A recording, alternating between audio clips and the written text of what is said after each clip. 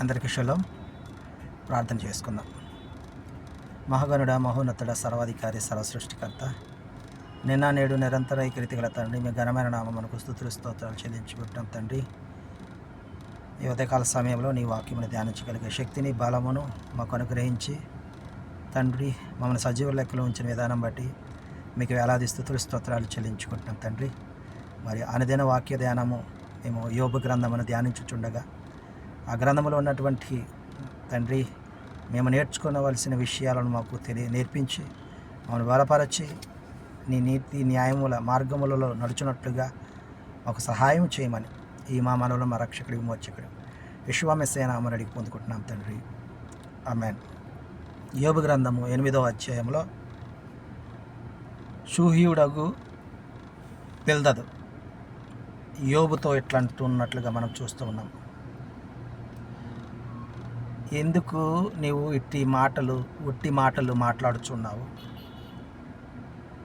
నీ నోటి మాటలు సుడిగాలి వలె ఉన్నాయి.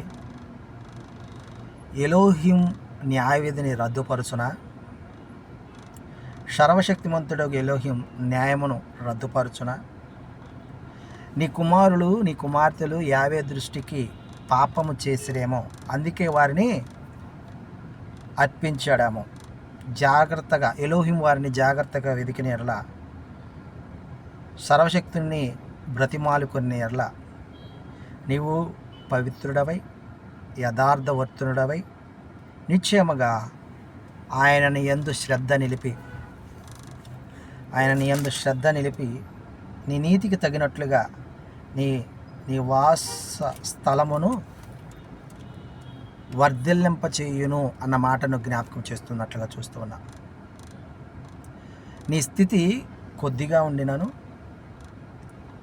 తుదకు నీవు మహాభివృద్ధి నొందుదువు అన్న మాటను పలికినట్లుగా చూస్తూ ఉన్నా.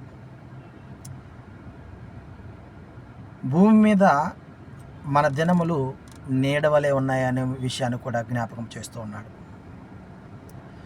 మునుపటి తరముల వారు, మన పితరులు పరీక్షించిన దానిని బాగుగా తెలుసుకొను. వారు నీకు బోధించుదురు కదా, ఆ విషయం నువ్వు మరి తెలుసుకోవచ్చు కదా.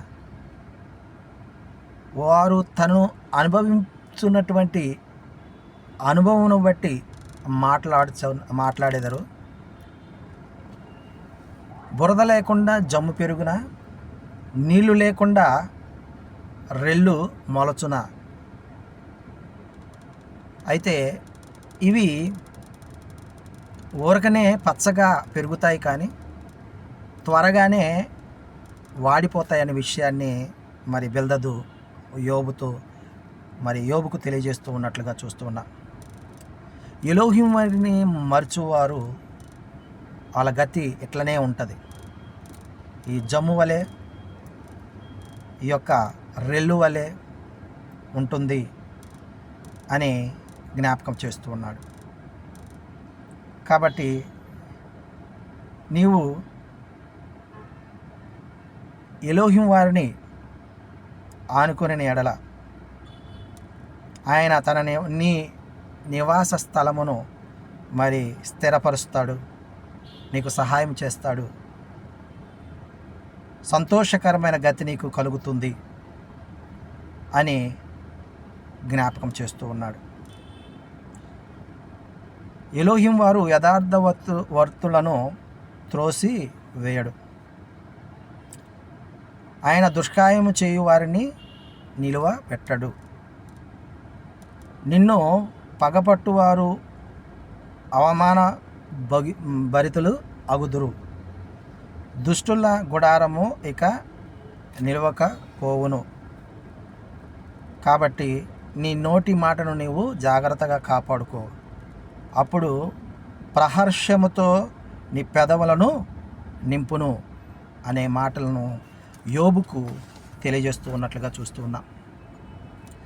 అయితే తన పుట్టిన దినమును శపిస్తూ ఉన్న యోబుని గద్దిస్తూ, ఎలోహిం వారు యథార్థవర్తనుడు కాబట్టి నీవు నీ పుట్టిన దినమును శపించుకోవటం మానివేయి. నీ నోటి మాటలను వ్యర్థముగా పలుకకు.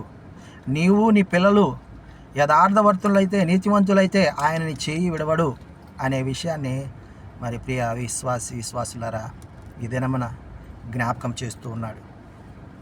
మనకు జరిగిన అన్యాయము, మనకు కలిగిన ఇబ్బంది, మనకు కలుగుతున్న శ్రమల వలన మనము ఎలోహిం వారిని మరి దూషించేవారిగా ఉన్నామా, పక్కన పెట్టేవారిగా ఉన్నామా? జ్ఞాపకం చేసుకో. ఈ దినమున ఆయన వైపు తిరిగి మనం ఆయన సన్నిధానములో మొరపెట్టిన ఎడల నిష్కలంకులమై నిర్దోషమైన ప్రవర్తన కలిగిన వారమై ఆయన తట్టు తిరిగిన ఎడల యోబుకు 2 ఆశీర్వాదం ఏ విధంగా కలిగిందో, మరి అలాంటి స్నేహితుడు, యోబుకున్న స్నేహితురాళ్ళు మనకు కూడా ఉండి మనల్ని బలపరిచి మనకు సహాయం చేసి ఆయన తట్టు తిప్పేవారిగా ఉంటారని, మరి ఆ విధంగా అదోనే వారు మనల్ని బలపరచునుగాక, మనకు సహాయం చేయనుగాక. ఆమేన్.